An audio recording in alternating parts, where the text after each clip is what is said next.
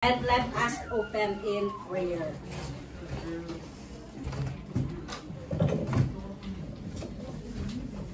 Hallelujah. Holy Spirit, we thank you, oh God, for we know, Lord, that your presence is with us. Lord, thank you for this day, oh God, na you gathered us again, oh God, to praise you, to worship you, Lord God, and to experience more of you, Lord. Lord, as I deliver your message for today, Panginoon, oh God, tunay nga, Panginoon, na lukuban mo ko ng iyong banal na presensya, oh God. Lord, hayaan mo, Panginoon, oh God, na ang mga salita mo lamang, oh God, ang mamumutawi sa aking mga labi, oh God. And also, Lord, I pray that you will prepare our hearts, oh God. Gawin mo itong mga good soil, Panginoon, oh God, where the word, Lord God, tunay na titimo, Panginoon, sa aming mga puso, sa aming mga isipan, oh God. At ito, Panginoon, oh God, ay mamumunga, Panginoon, oh God. Tulungan mo kami, Lord, na maipamuhay ito, Panginoong Jesus, oh God, at tunay na makita ka, Panginoon, sa aming mga buhay, oh God. Lord, samahan mo po ako, Panginoon, oh God, at ikaw lamang, oh God, ang siyang maitaas sa aming kalagitnaan. You alone, oh God, be lifted high, oh God, in our midst, oh God. Lord, maraming salamat po. Ipinagkakatiwala ko sa iyo ang mga oras na ito. In Jesus' mighty name we pray. Amen and amen. Hallelujah. You may sit down. Amen. Sorry for at times I will speak in Tagalog in our native language, but I will do my very best, no, to speak in English as far as I can with the help of the Holy Spirit. Amen. So I'm gonna start with a question, no? Who among here likes to throw away things that are no longer useful? Who among you yung mahilig magtapon ng mga gamit na hindi na kagamit-gamit or napapakinabangan? No? I myself is guilty for this. Ayan. Guilty po ako dito because I have this attitude of throwing things that I think that are no more useful, no? But however, it doesn't mean that when things are not useful, itatapon na natin. We will already throw it away. Because sometimes, it just needs some transformation for us to be useful again. No? Further question. Have you ever felt that you are or you were useless at some point of your life? Naramdaman nyo na ba na minsan naging pointless, naging useless kayo minsan sa inyong mga buhay? Or for some reason, is there a point in your life when you thought that you are being useless, worthless, unproductive, fruitless? No? At malamang, lahat sa atin nakaranas nito or nangyari, nakaramdam ng ganitong pakiramdam. And maybe some of the reasons why you feel that way is because sa family mo, pwedeng hindi ka nakakapagtrabaho. That's why there are some point in your life that you felt that you are worthless or useless, no? O baka naman, ito madami. Many people feel this way. They are sick. They are disabled. That's why they feel that they are being useless. Or it's also possible that because of your past mistakes, your wrongdoings, no, sa mga nakaraan mo, you feel that you are somehow useless or you are no use at all. So whatever the reason might be, at some point in our life, somehow we felt that we were being useless, no? So why I ask this question? Bakit ko nga ba naitanong itong question na to? Because the title of the sermon that I'm gonna deliver for you today is From Uselessness to Usefulness. Ayan. Ayan. Let's wait for the slide. namatay. Again.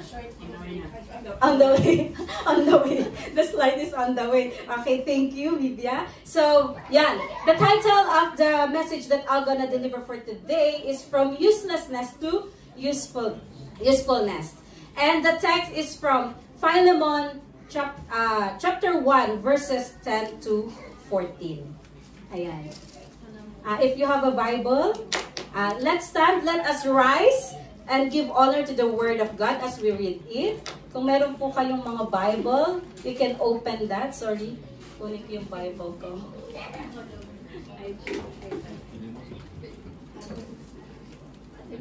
mo ito? Kailangan mo ito?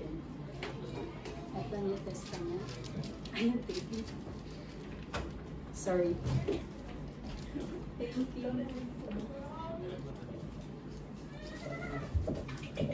Ayan. Philemon chapter. Actually, it's only one chapter, no? Verses 10 to 14. Okay. So, samahan niyo po ako. Please read it with me. Chapter 10. I appeal to you for my child Onesimus, whose father I became in my imprisonment. Formerly, he was useless to you, but now he is indeed useful to you and to me. I am sending him back to you, sending my very heart. I would have been glad to keep him with me in order that he might serve me on your behalf during my imprisonment for the gospel. But I prefer to do nothing without your consent, in order that your goodness might not be by compulsion, but of your own accord. Amen. May God bless the reading of His Word. You may now sit down. Ayan, thank you. So, ayan, Philemon. Kala ko noon, I thought that the pronunciation of this is Philemon in Philippines. But I learned that the pronunciation of this another learning is Philemon. Iba talaga pag nag-aaral ka ng salita ng Lord, no? You learn a lot, no? Even the pronunciation of the names of the book in the Bible. So, yeah. Philemon is a short book in the Bible, no? If you're not familiar in the order of the books of the Bible, pwede mo siyang hindi makita because it is only one page. But ito ang palatandaan. It is between the book of Titus and Hebrew, no? Philemon is an epistle or a letter. It is a prison letter, which means it was written inside the prison, no? And it was penned by Apostle Paul to Philemon, no? Personal letter niya ito kay Philemon. Today from this letter, we will learn about two characters in the Bible. The one who was once useless, but later become useful in the gospel of Christ. And the other who was useful, yet been wronged and need to forgive for love's sake. And those two named, next slide, Onesimus and Philemon. Ayan, hindi ko po alam kung ayan yung mukha nila. I just copy it in the Google for some representation. So, yan. So, we will learn about their life, Onesimus and Philemon. And sabi doon sa verse 10 to 11, Paul says in his letter in verse 10 to 11, I appeal to you for my child Onesimus, whose father I become in my imprisonment. Formerly, take note, formerly he was useless to you, but now he is indeed useful to you and to me. Paul appealed to Philemon for Onesimus, no? And he said that this Onesimus was once useless to Philemon, yet became useful to both of them. So ngayon, kilalanin natin kung sino nga ba si Onesimus and si Philemon, no? Unahin natin si Philemon. Philemon was a wealthy Christian. Mayaman siyang Christian. He was led to faith in Christ by Apostle Paul. Si Apostle Paul yung nag-share sa kanya about Jesus Christ during his visit to Asia Minor. Philemon hosted a home church. Meron siyang church sa kanilang bahay. Kasi noon, hindi pa naman siguro uso yung mga ganitong mga buildings, no? Yung mga church, nagsisimula sa mga bahay-bahay, no? Doon nila ginagawa ang mga churches. And in the previous verse, no, kung makikita po natin sa previous verse, sa verse 7, ang sabi diyan ni Paul, diyan, because the hearts of the saints have been refreshed to you, no? Sabi ni Paul, ang mga puso ng mga saints, ng mga manggagawa mo, have been refreshed to you. Why? Because of Philemon's kindness and generosity. No? Generous and mabait si Philemon. Actually, there was a commentary that I read na itong si Philemon may naka-reserve na room sa bahay nila. There was a room, no, inside his house na piniprepare niya for Apostle Paul whenever Apostle Paul visit Colossae. No, kapag nagpupunta si Apostle Paul dyan. And probably, itong room na to, hindi lang for Apostle Paul, but even for other servants of God and missionaries of God na napupunta doon sa kanilang lugar sa Colossae. No? So, Philemon was known for his faith in Christ and for his love to other people. Ganun kabait si Philemon and ka-generous. And Philemon had a slave and the name of his slave was Onesimus. Ayan. Onesimus was a slave of Philemon. And etong si Onesimus, he is a runaway slave, no? Tinakbuhan niya ngayon si Philemon.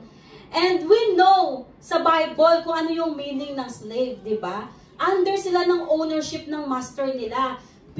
Pagmamay-ari sila ng isang master. So, hindi sila po pwede na tumakbo. Kasi sa Roman, when you run away, no, parang isang rebellious act yon at magiging punishable yon by their law. Hindi biro yung bilang slave, yung takbuhan mo, yung isang master mo. And some commentators say that this Onesimus had stolen from his master, thus he fled to Rome, where Paul was imprisoned. No? Kaya tumakbo daw si Onesimus kasi maaari na may kinuha siya kay Philemon. Kaya siya tumakbo papuntang Rome. And this Rome is a big city. And iisipin mo si Paul nakakulong sa Rome. So parang probably, sabi ng mga commentators, probably he sought Paul in a purpose. Talagang sinadya niya na puntahan itong si Paul. Kasi malaki yung Rome eh. Hindi sila po pwedeng tama-tama magkikita. Kasi nasa kulungan. Paul was in prison. And then ito si Onesimus, 'di ba?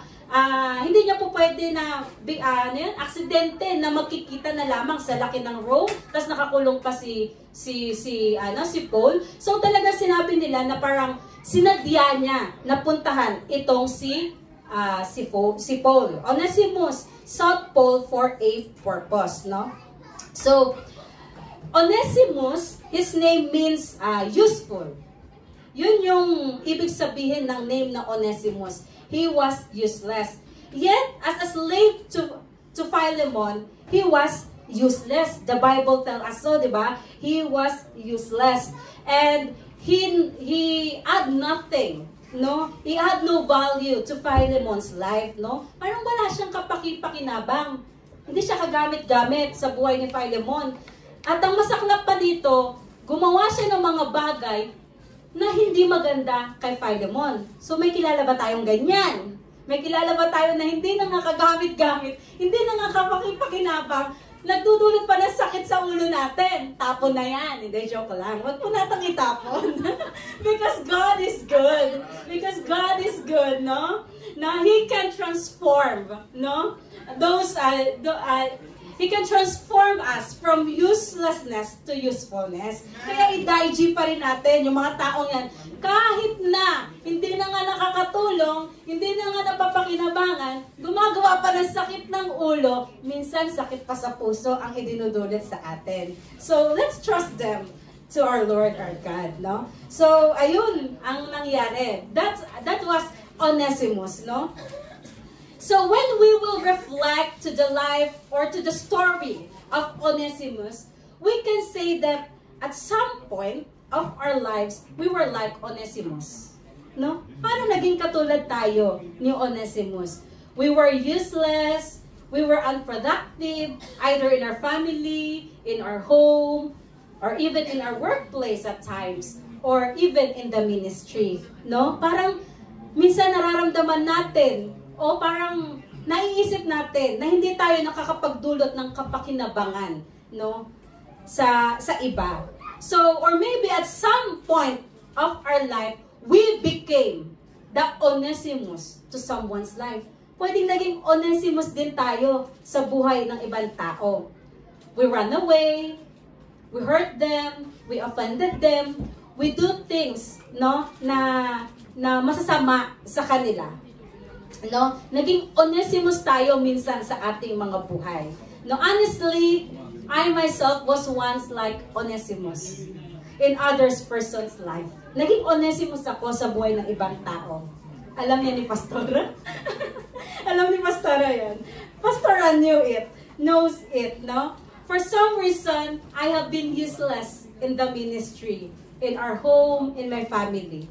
I ran away just like Onesimus, without leaving any word, no? Iniwanan kong nakahang yung mga tao na tunay na nagmamahal at kumakalinga sa akin. But praise God, because He never let me on that state, on that situation, no? By the power of the Holy Spirit, He transformed me and God keeps changing me. Amen. So, ayun, minsan, no, hindi lang ako malamang. Maybe all of us, at some point of our life, aware or unaware, we became like Onesimus. Or somehow, became the Onesimus to somebody's life. No? Nakasakit ka ng damdamin ng ibang tao. Nakagawa ka ng hindi maganda sa ibang tao. However, just like Onesimus, our life can be changed and transformed from being useless to usefulness. So how can we be transformed from uselessness to usefulness? Number one. Ayan, next slide. Ayan, thank you. So, number one, for us to be transformed from uselessness to usefulness, we have to know our true identity in Christ. Know your true identity in Christ. Ang sabi sa verse 10, I appeal to you for my child Onesimus, whose father I become in my imprisonment. No? Onesimus ran away from his master and fled to Rome and sought Paul. And when they met, Paul shared the gospel to Onesimus. And Paul became, ang sabi dyan sa verse na yan, Paul became the father of Onesimus. Ibig sabihin, naging child in faith ni Paul si Onesimus because he is the one who led Onesimus to faith in Jesus Christ. No? Para si Timothy. Di ba sinasabi ni Paul lagi, my son in faith. So, ganun din si Onesimus. Naging father siya in faith. Si Paul, naging father in faith ni Onesimus. And through this, no, Onesimus found his true identity in Christ. He was not only a child of Paul, but above all, he became the child of the living God. Amen po ba? Onesimus became the child of the living God. At dahil sa pamamalagi niya kay Paul, lagi siya nakasama kay Paul, no? The Bible says na tinulungan niya. Onesimus helped Paul inside the prison. Nakilala niya, na-mentor siya ni Paul, no? Natuto siya kay Paul at nalaman niya na ang tunay na identity niya is in Christ Jesus. Amen po ba? No, ang sabi sa John 1:12, therefore, in order to be ay sabi sa John 1:12 nandyan, but to all who believe in Him and accepted Him, He gave the right to become the children of God. So, our true identity in Christ is we are the children of God. Amen? Kailangan matutunan natin itong katotohanan na ito so that we can be transformed from uselessness to usefulness. Alamin natin ang katotohanan that we are precious children of the Most High. No? Embrace the truth that we are the children of God. And we are not useless, but we are useful for His glory. Indeed, at some point in our lives, we were like Onesimus. We were slave to our sins. We were slave to the world. We fled away. We departed from our master. We separated from our Father because of our sin. But everything changes because now we found our true identity in Christ Jesus, our Lord and Savior. We are God's child, and that will never gonna change. Anak ka ng Diyos. Sabihin mo sa katabi mo, you are a child of God. You are useful. You are God's beloved. Amen. So that's our true identity in Christ Jesus. We are God's children. In Christ alone, we can find the real us. Sa Kanya lang natin matututunan at malalaman kung sino ang totoong tayo. If you wanna know about your true identity, lalo-lalo na sa mga newcomers, if you wanna know your true identity, you have to get know Jesus Christ, our Lord and Savior. Amen. The more na nalalaman mo ang Panginoong Jesus at nakikilala mo siya, higit mong maluunawaan kung sino ka at ano ka at kung para saan ka. Amen? Amen. And ayun. And I just wanna add this, no? Kasi sa tingin ko ito napakahalaga. This is important, no? I just wanna reflect to you sa life ni Onesimus, no? Onesimus ran away and he sought Paul. He reached out. Onesimus reached out the right person. Tama ba? He reached out Apostle Paul and his life changed like never before, no? Thus we have to be careful. Kailangan maging careful tayo in choosing people we can turn to. No? Kung saan tayo hihingi ng advice, kung saan tayo magpapa-counsel, no? Because of the crucial moment of our life, like nung nangyari kay Onesimus, like what happened to Onesimus, 'di ba? He ran away, he fled, no? Naging malaking impact sa buhay niya yung ginawa sa kanya ni Paul. Kaya I just wanna say na talagang mahalaga na meron tayo na mga Apostle Paul sa buhay natin. It is important to us to have an Apostle Paul in our life. Maybe ito yung ating mga pastors, bishop, reverends, and even leaders or mentors, no? Ito yung makakatulong sa atin, no? Para makapagbago tayo, magkaroon ng transformation ng ating buhay. They are the one who will point us to Christ, no? At malaman natin kung sino ang totoong tayo. Amen po ba? Amen. So yeah, number 1, know your true identity in Christ. Amen. Number 2, becoming who we are. Ang sabi sa verse 11, becoming who we are. Formerly, he was useless to you, but now he is indeed useful to you and to me. So, hindi sapat na malaman mo ang tunay na ikaw. It is not enough that you know who you really are. Because we have to live it. We have to apply it. Kailangan natin mapanindigan ito. Kailangan natin maipamuhay kung sino ang totoong tayo. Onesimus' name means useful.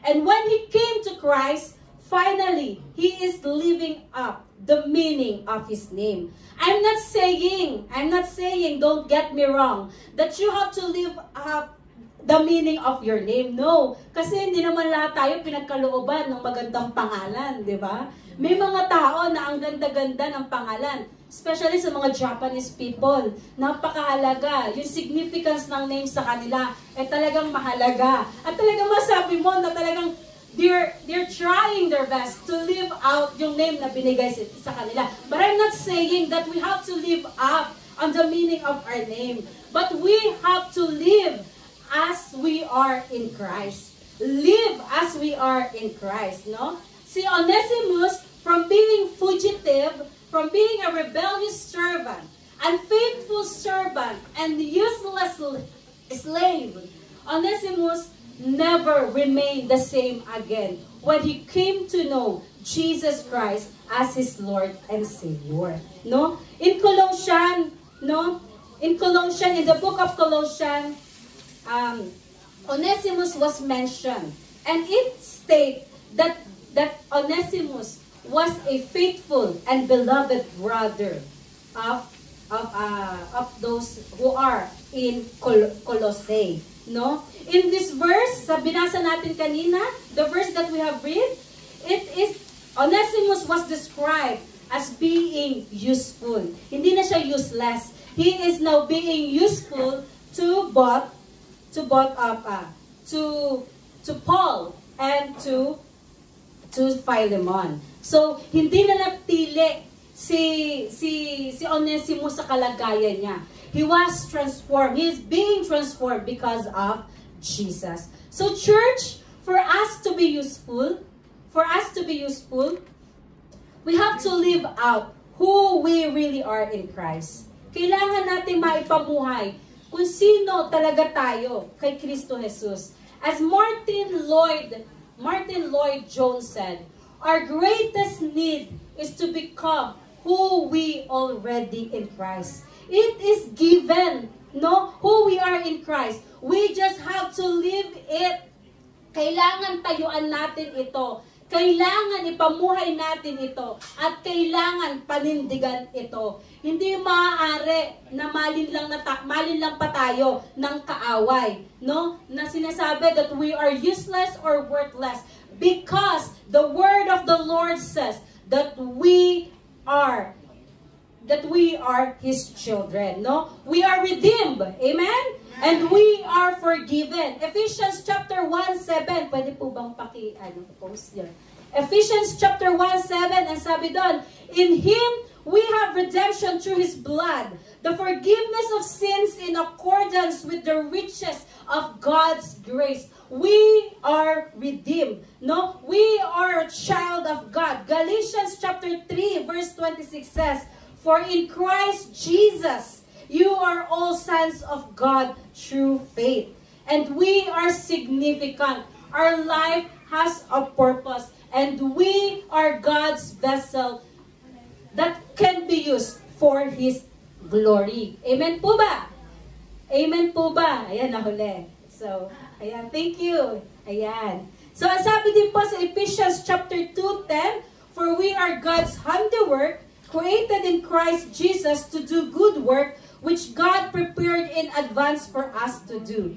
God gifted you to fulfill His purpose. So, we are useful and not useless. And we are useful for God's glory alone. Amen? So, nandiyan pa po ba tayo? Amen. Ayan. Our true identity is in Christ alone. Huwag nating hahanapin yung identity natin sa mundo. Huwag nating hahanapin yung identity natin sa ibang tao. We will find our true identity in Christ alone. We are not useless, but we are useful.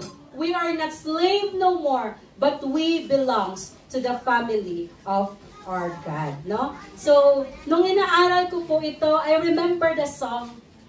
Alam niyo yung song na I am who you say I am, no? I am who God says I am. And the truth will never change, no? We just have to live it and become who we really are through the help and the power of the Holy Spirit. Amen? Magagawa natin yon, maipamumuhay natin yon, makikita sa atin yon through the power and the help of the Holy Spirit. Number 3, hindi ko po ito nailagay sa slides, no? There's no slide for number 3 because when I'm preparing this sermon, I'm almost done. And then parang nag-snap lang ito sa isip ko. And I can't help but to share it with you, no? Kung paano lang usap ang Panginoon. And I'll make it number 3, no? Number 3, make it right, no? Make it right. We have to make it right with the people we've wronged. Acknowledge our wrongdoings and make it right, no? Onesimus was a runaway slave. He is a fugitive, and in Roman, it was a rebellious act to run away from your master, no? It was punishable by their law, no? Kapag nahuli ka, when you caught, you will be punished by whipping, lalatayan ka. Ganun katindi yung ginawang kasalanan. Or yung ginawa ni Onesimus. Pwede kang markahan ng hot iron. Mamarkahan ka para malaman ng ibang tao that you are a runaway slave. So ganun katindi yung ginagawa sa mga slave kapag tumakas sila from their master. No? Pero however, ito I just see it. I just see it or talaga nangusap lang ito sa akin. However, after Onesimus became a believer of Christ and definitely Paul's disciple, Onesimus went back to Philemon carrying the letter of Apostle Paul. Biruin mo yon. Imagine yung the courage of Onesimus to went back to his master.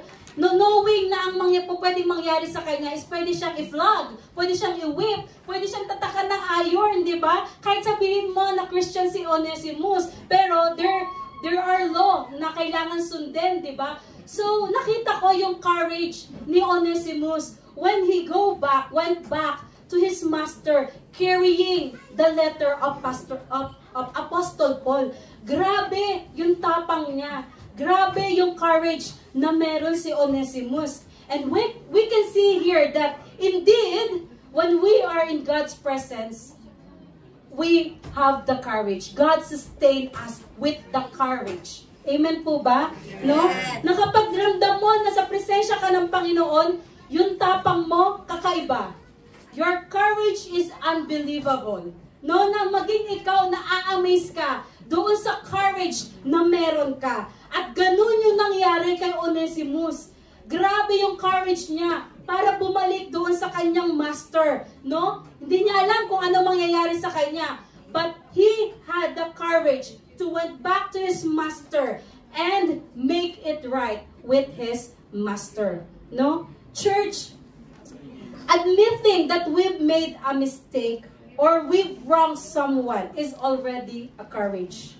But it is a greater courage when we are willing to face our mistakes despite the possible consequences and be determined to make it right. Isang katapangan na yung aminin mo na nagkamali ka sa taong nagawan mo ng pagkakamali. Isang katapangan na ang aminin mo na hindi mo siya nagawa ng maganda. But it is a greater courage, higit na katapangan, kung haharapin mo yung pagkakamali mong ito at aayusin mo. You will make it right, no? You will be, it is a greater courage to be determined to make it right with God and to the people that you have wronged, no? It takes a lot of courage. Kasi aminin natin, pag nagkamali tayo, minsan natatakot tayo na aminin yung mga kasalanan natin. Why? Because we are afraid na ma-judge tayo ng tao. Kaya ang pag-amin ng kasalanan, ang paghingi ng tawad sa taong ginawa natin ng masama ay isang katapangan. No, hindi yan kaduwagan. Isa yung katapangan. At higit na katapangan ito kung iaayos mo ito in accordance with the will of the Lord, in the will of God. No? Doon lang tayo magsisimulang maging kagamit-gamit sa Panginoon kapag tayo ay pag in-acknowledge natin yung mga mali natin sa mga tao na nagawa natin ng hindi maganda. No? So, let's take the courage to make it right. Amen. With the people, to the people that we've wronged. No? Huwag tayong matakot. God is with us. No? We just have to pray na tulungan tayo ng Panginoon na may ayos ang lahat. At once again, maging kagamit-gamit muli tayo para sa kanyang mga gawain. No? Earlier, I said that once we were like Onesimus, but at some point of our life, we also become the Philemon. Minsan tayo si Philemon, no?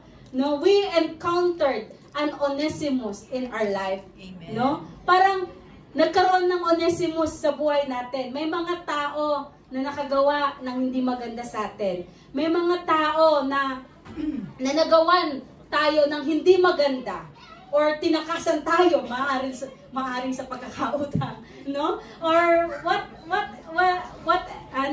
kung ano man yon, no? Pero gumawa ng hindi maganda sa atin, no? Naging Philemon tayo, no? Minsan naging Philemon tayo.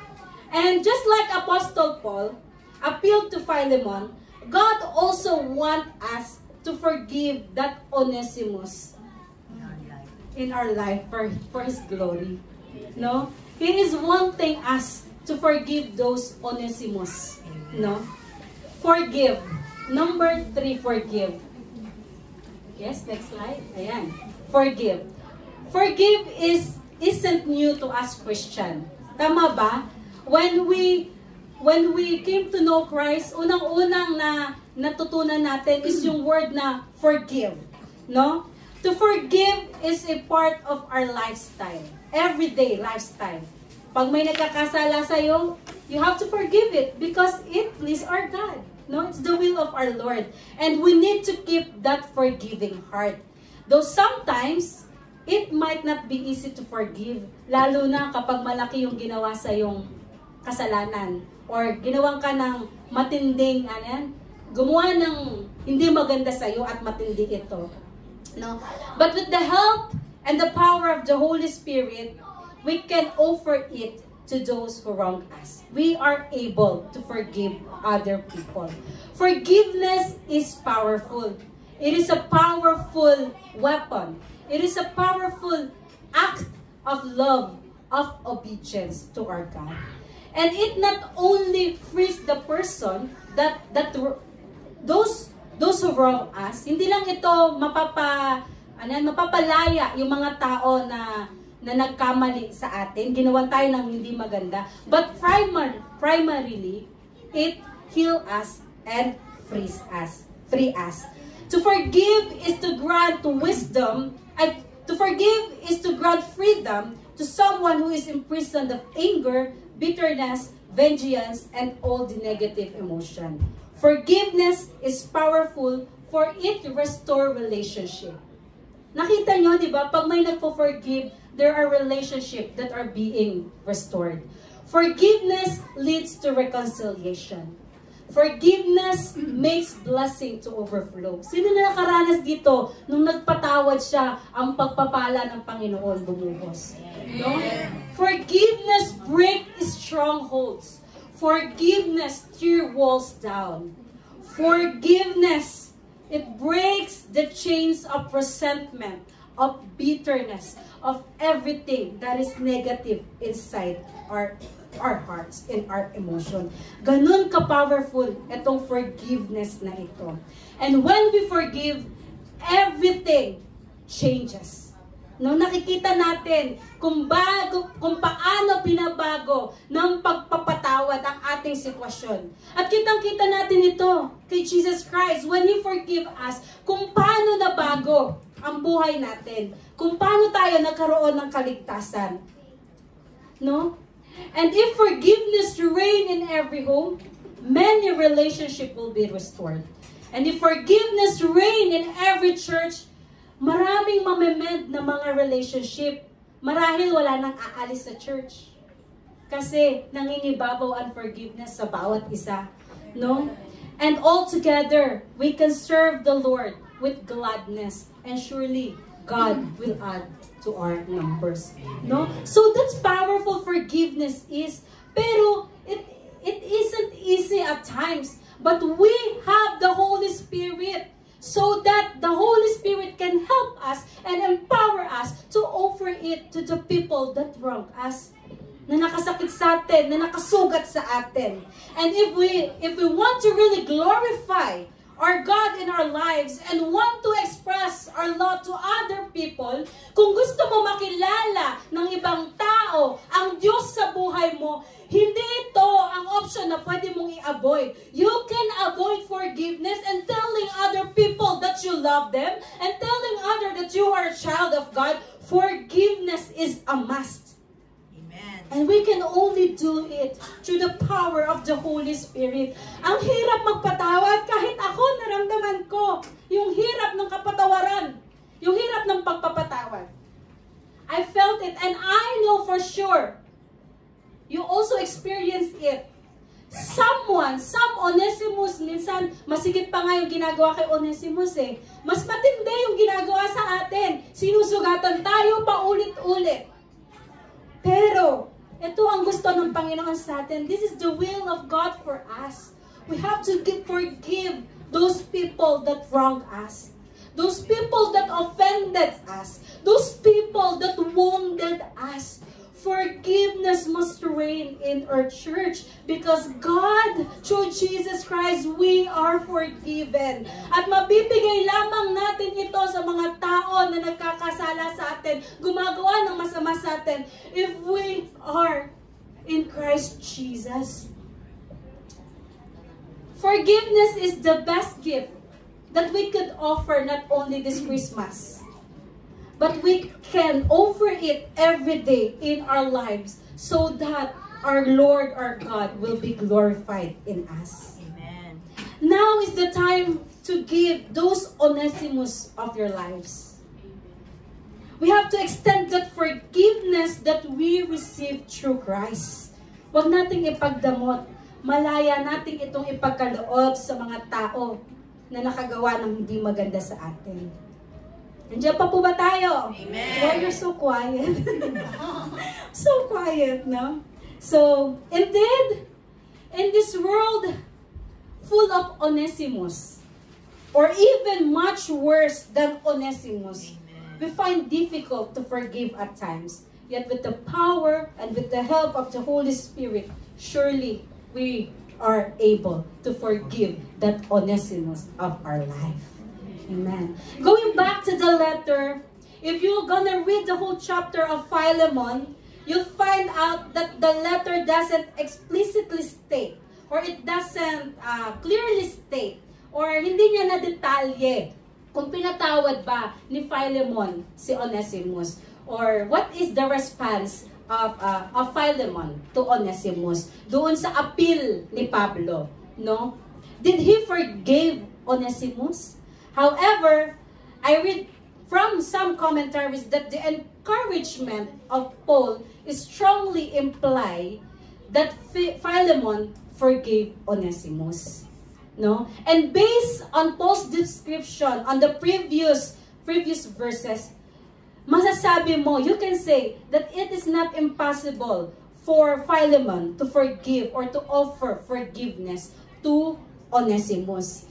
And I believe na pinatawad ni Philemon si Onesimus. And that forgiveness brought a great impact to Onesimus' life's transformation. No? Some Bible scholars says that this Onesimus stand firm in faith to Christ and became a pastor and a bishop in the church of Ephesus. No? And he was martyred to death because of his faith in Christ. Ganon yung nangyari kay Onesimus. From being useless slave of Philemon, naging bishop siya, naging pastor siya sa church ng Ephesus. And he stand firm in faith kahit na ang kinamatay niya ay yung martyrdom, no? Because he remained in faith in Christ Jesus, no? When I was studying this sermon, I relate much myself kay Onesimus. Because like him, I am a servant of God, a disciple of God who ran away from the church, from my pastor, from my leader. I ran away without leaving any word. Sorry, naiyak ako. I ran away without leaving any word, hanging those people. I live hanging those people that entrusted me. Hindi ako nagsalita, hindi ako nagsalita. Wala silang narinig sa akin. I just fled away. But I praise God because by His grace, I was able to come back here in JCOP Tocorasawa Church. And because I was forgiven by God, and because I was forgiven by the people that I've wronged, I was forgiven by the church from the mistakes that I've made in my past. Now, I am standing here, privileged to be a vessel of God, and very honored to serve Him. Once, I was useless, but now, I am being useful, all for the glory of our Lord.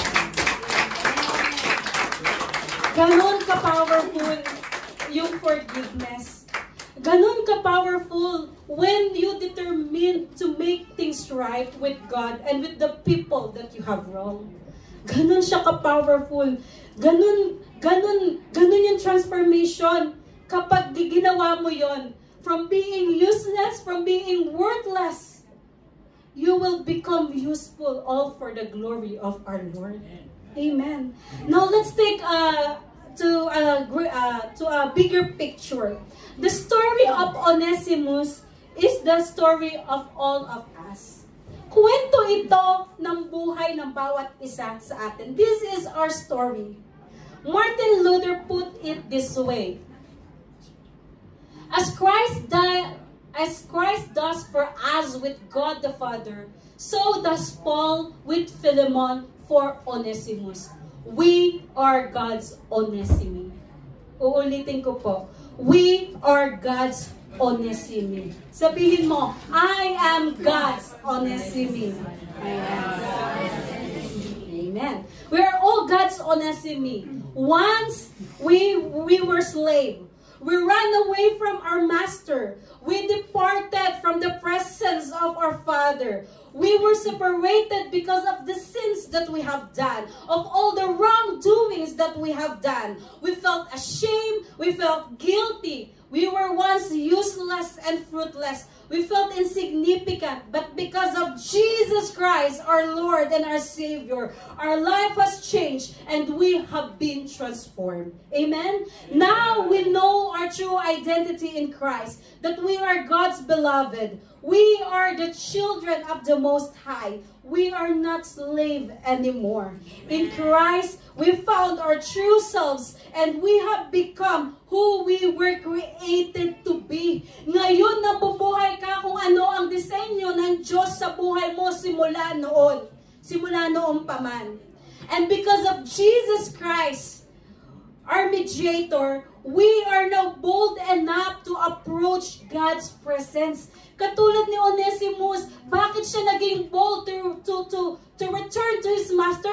Kasi dala-dala niya yung sulat ni Paul, no, yung handwritten ni Paul, malamang may silyo ni Paul. And ngayon, gayon din tayo, malaya tayo na nakakalapit sa presensya ng ating Ama. We are free and we have the boldness to come and approach the presence of our Father because of Jesus Christ, because of what He done for us on the cross of Calvary, because of His blood that was shed for us to cleanse us from our sins. Amen? Amen. So, ganon. This story is our story. Onesimus' story is the same of our story. Ganon tayo. Minsan tayong lumayo sa piling ng Panginoon dahil sa mga kasalanan natin. Minsan naging kahiya-hiya tayo. Minsan naging maruming basahan tayo. But now, because of Jesus Christ, we are being transformed. Amen? Our life has been changed, all for the glory of our Lord. Amen? So this story, as a conclusion, mabilis po ba? Amen. So as a conclusion, this story is our story. The story of Onesimus is our story. We are the Onesime of God. But because of Jesus Christ, our Lord and Savior, we have been forgiven and reconciled to our Father. Jesus transformed our lives. Once we were slaves, now we are precious children of the Most Living High. Through the work and the power of the Holy Spirit, we are being transformed from uselessness to usefulness. Kaya sabihin mo sa katabi mo, you are useful for God's glory. Amen.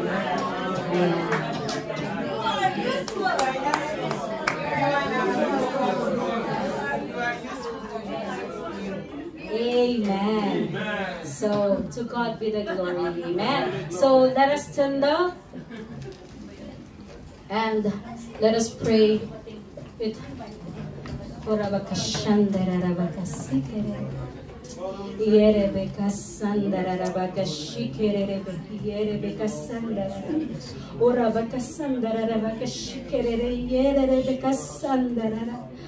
we thank you for your word for today, O God. Thank you, Holy Spirit, for being with us. Lord, we thank you, Lord, sa mga natututunan namin, Panginoon, O God, through your word, O God. Hallelujah, hallelujah. Lord, truly, at some point of our lives, Lord, we felt that we once useless, Panginoon, O God. We felt like Onesimus, Panginoon. We turned away from you, Lord. We fled away, O God, Jesus. Lord, patawarin mo kami, Panginoong Jesus, O God. And we thank you, Lord, dahil sa dugo ng aming Panginoong Jesucristo at sa ginawa niya sa krus ng Kalbaryo, Panginoon, malaya na kami nakakalapit sa iyong presensya, Panginoon, O God. Lord, tulungan mo kami, Panginoon, O God, na yung forgiveness na ito na ipinakaloob mo sa amin, O God, ay maibigay din namin, Panginoon, sa mga tao, Lord, na nakasakit sa amin, O God, sa mga tao na nagkamali, Panginoon, O God, sa buhay namin, Lord. Tulungan mo kami, Lord Jesus, even in times, O God, na parang ang hirap-hirap magpatawad, O God. Tulungan mo kami, Panginoon, O God. We believe, Lord, that nothing is impossible with you. And with the help of the Holy Spirit, O God, and through the power of the Holy Spirit, Lord, we can forgive, O God, those people that hurt us, O God. Lord, dalangin din po namin, Panginoon, O God, na kung nagkamali man kami, Lord, sa mga tao, Lord, sa paligid namin, Lord, tulungan mo kami na ayusin ito, Panginoon, to make it right with them, O God. To make it right with you, Lord God. Humingi kami ng tawad, Lord. I-acknowledge namin, O God, yung mga mali namin, yung mga kamalian namin, O God. I-acknowledge namin, Lord, yung mga nagawa namin hindi maganda sa kanila, Panginoon, O God. At magkaroon kami, Panginoon, ng puso na handang makipag-reconcile sa kanila, Panginoon Jesus, O God. Lord, tulungan mo po ang bawat isa sa amin, O God. And Lord, I pray, O God, in every home, O God, Lord Jesus, may your forgiveness reign, O God, in every home, Panginoon, O God. I pray, O God, that relationship, Lord, broken relationship, Lord, will be restored in Jesus' mighty name, O God. Lord, every heart will be mended, O God. Every wound, Lord Jesus, will be mended in the mighty name of Jesus, O God. And I also pray, Lord, upon GCO, Bito Kurosawa, Panginoon, let your forgiveness reign, O God. Maranasan, Panginoon, sa church na ito, ang pag-ibig mo, Panginoon, O God. Ang init ng pag-ibig mo, Panginoon Jesus, O God. Lord, hayaan mo, Panginoon, O God, na pagbuklurin mo kami, Panginoon, ng iyong pag-ibig, O God. At maranasan ng bawat isa sa amin, O God, ang pag-ibig pag-ibig na ito, Panginoon, O God. Lord Jesus, maghari kang patuloy, O God, upon this church in the mighty name of Jesus, O God. Lord, yung mga taong nasaktan, Panginoon, in the mighty name of Jesus, I pray, O God, pagalingin mo ang kanilang mga sugat, Panginoon, O God. Lord Jesus, yung mga broken relationship, Panginoon, restored it in the mighty name of Jesus, O God. I-reconcile mo, Panginoon, yung mga tao, Panginoon, O God, na minsan, Panginoon, nagkahiwalay in the mighty name of Jesus, O God. Hallelujah, Lord. We thank you, Lord Jesus. Thank you, Jesus Christ, oh God. And we thank you, Lord, above all, we thank you, Lord Jesus, for your blood, oh God, that you shed, oh God, on the cross of Calvary, Lord, to cleanse us from our sin, oh God, and to give us the right, oh God, to become the children of God. Thank you, Jesus, oh God, because we believe, Lord, that we are precious to you, oh God, that we are your beloved, oh God, na hindi na kami useless, Panginoon, oh God, na hindi na kami worthless, oh God, but we are useful, oh God, and we are worthy and significant, Lord, in your eyes, oh God. Salamat, oh Diyos, pinupuri ka namin, pinasasalamatan ka namin, dakila ka, o banal na Diyos, oh God. Salamat po, dalangin ko, Lord, na patuloy ka na makita sa buhay ng bawat isa sa amin, oh God. Amen. Hayaan mo, Lord, na sa buhay ng bawat isa sa amin, oh God, maranasan ang pag-ibig, oh God. Maranasan ng ibang tao ang pag-ibig mo, Lord God. At maranasan ng ibang tao, Panginoon, oh God, ang pagpapatawad, Panginoon, na ipinagkaloob mo sa amin, oh God. Lord, we thank you, O God, and we give you, Lord Jesus, all the glory and all the honor, O God. In Jesus' mighty name, we pray. Amen. Amen.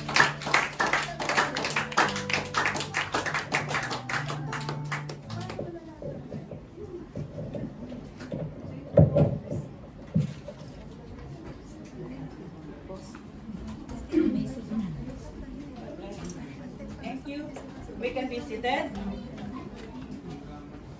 We can be seated for a while.